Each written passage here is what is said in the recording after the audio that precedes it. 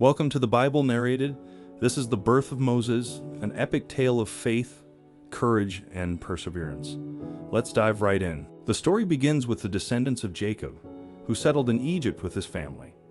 His sons and their descendants became known as the Israelites and were thriving in the land. But as time passed, a new king rose to power who knew nothing about Joseph and his contributions to Egypt.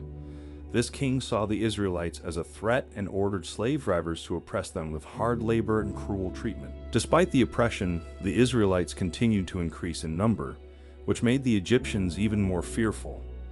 The king then ordered the midwives to kill all Hebrew baby boys as soon as they were born. But the midwives, Shiphrah and Puah, feared God and did not obey the king's order.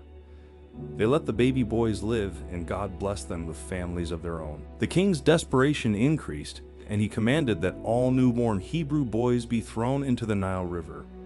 It was in this dire time that a Levite woman gave birth to a baby boy. She hid him for 3 months. But when she could no longer do so, she made a basket of reeds and covered it with tar to make it watertight.